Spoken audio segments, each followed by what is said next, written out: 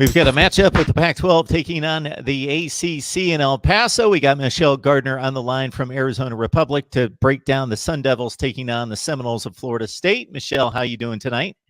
I'm great. It's a little bit cold here, though. A little bit cold there in El Paso. Yes. Compared to what you're used to. Yeah, pretty much. Yeah, I think El Paso pretty much has, in the Sun Bowl, has a reputation for being a bit brisk, a bit windy, a bit harsh there on New Year's Eve.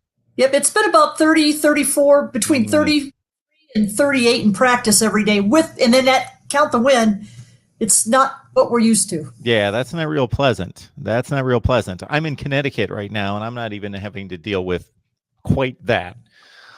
All right, so let's talk Arizona State football. We discussed the last time Herm Edwards' hire and what he's brought to this program. A lot of eyebrows were raised when he was hired just because of his detachment to football in general and college football in particular, but him definitely convincing some people that he can do the job at this level. Yeah, today they actually had the press conference with both coaches, and the man worked the room. It was unbelievable. I see him every week, almost every day. I should be used to it. And today he just wowed me to another level with the way he worked the room, energy, articulate, threw in some humor and some jokes here or there. I mean, he literally had the entire room eating out of the palm of his hand. It was unbelievable. That's impressive.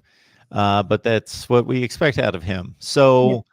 Why do you think he works so well in addition to being able to work a room? Why he's been able to make some progress with his football program? I just think he relates really well, and he's the same in the room with us as he is with recruits, as he is at home with his family. He's the same guy, and he comes off just very, very genuine. And I think that goes a long way with recruits and their families. But I just think it's everything about him. He relates well to the younger guys, which you would think of somebody of 65, that may not necessarily be the case. He's added a couple coaches to his staff in the last month or so. One as recently as last night. So he's kind of added a younger dynamic. He wants those guys that can relate to his players on that kind of level too. He also said, now he hired Chris Hawkins as the secondary coach yesterday. This was the last move. Chris Hawkins is 24 years old, and we believe he's the youngest assistant coach on any staff of a Power 5 school. But Herm said that he wants dynamic recruiters. Yes, it's nice that he's younger, but he wants guys that can really go in and recruit. And Hawkins was out of USC. So again, you've got Arizona State taking advantage of the programs at UCLA and USC that are down, another talented up-and-coming coach from their backyard. Did this season, which turned out to be 7-5 in the regular season with a big win over Oregon, which was obviously the highlight of the campaign. Early on, it was a trip to Michigan State, winning that game late. Again, the Oregon win, second to last game of the season, beating your rivals in the Territorial Cup, 7-5 overall. Was that pretty much what you expected? Well, if you look at the prognostications at the start of the year, most people had them winning 7 games, anywhere from 6 to 8, but mostly 7, depending who you listen to. I think the thing with this team is just the wild inconsistency. When you look at the fact they beat Oregon.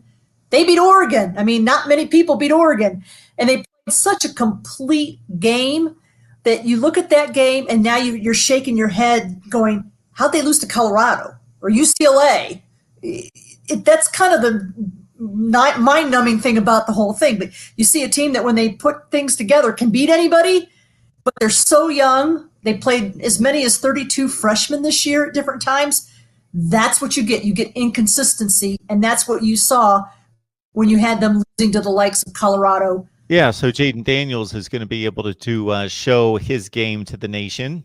And that's one of the great things about bowl games is that people who don't necessarily watch that particular team get a chance to see them for the first time because they're locked on their particular team or conference. But if you want to watch college football on a New Year's Eve afternoon, you're most likely going to check out the Sun Bowl. So what are people going to find out about Jaden Daniels? Well, he's just a kid that's unfazed. And Odell Haggins, who's the interim coach at Florida State, even said today, the kid just doesn't feel pressure. He said he's a gym rat. He studies film. When you say a gym rat, you equate that to basketball, but Odell Hagen's actually used it in referencing Jaden today, saying he studies film, and then he's just not fazed under pressure. So that's the big thing with him. He's just kind of an even-keeled guy. And the one thing the coaches said all along is that he takes care of the ball. And when they gave him the job and announced that he was going to be the starter back in early August, that was the one thing the coaches pointed to. You want a true freshman to manage the game, take care of the ball, and just don't make any mistakes, and he does that. Got Michelle Gardner on the line from Arizona Republic. She's in El Paso awaiting the Sun Bowl game with Arizona State taking on Florida State. Jaden Daniels, of course, 17 touchdowns, only 2 interceptions, not making mistakes in that quarterback role as a freshman. Eno Benjamin had an outstanding 2018. Offensive line issues led to a lesser season in regards to productivity this year, but still 1,000 yards and 10 touchdowns, 42 catches out of the backfield. Brandon Ayuk, number 1 receiver, 65 catches. He won't play either. 2-star players out of the mix. What can we expect? Who can we expect to fill the void? Well, as much as ASU is missing their 2-star players, Florida State's missing 2 players as well, so it's almost a draw. Florida State goes in without a running back that's a scholarship player because they've lost their top 2 running backs. So you look at these teams, they're actually pretty similar in that respect. But, ASU, they're going to probably give the ball to A.J. Carter. We don't know much about him. He's only got a handful of carries. And if you take out Jaden Daniels' rushing yards, I did the math today. So if you take out Jaden's rushing yards, Eno was responsible for like 91% of their rushing yards, which is pretty phenomenal. So we just don't know what to expect from whoever else is going to get the ball. The other guy that could get the ball would be Kyle Williams. He's a wide receiver. They've used him a little bit.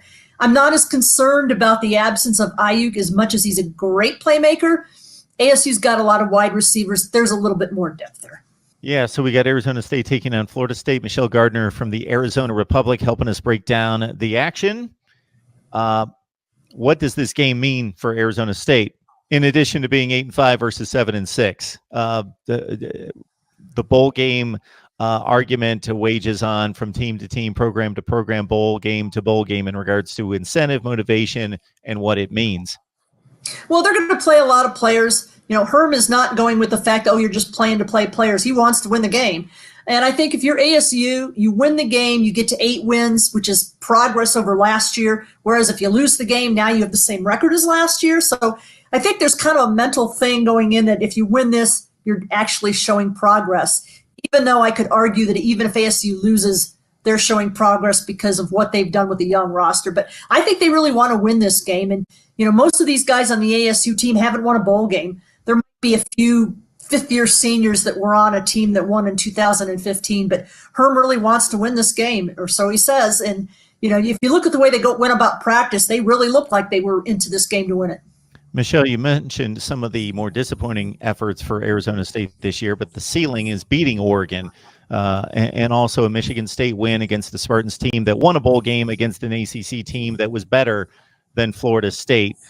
Based on the results, they're very similar teams if you just look at record. But if you look a little bit deeper, it seems as though Arizona State has the capacity for a higher ceiling, can put together a better effort. Florida State really hasn't played a game in 2 years against a quality opponent that they've come out the winner.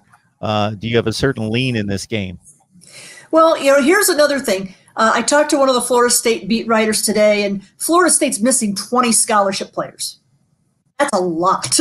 So that's between the 2 guys that are sitting out. They've got a good half a dozen injuries of guys that won't play, that are impact players.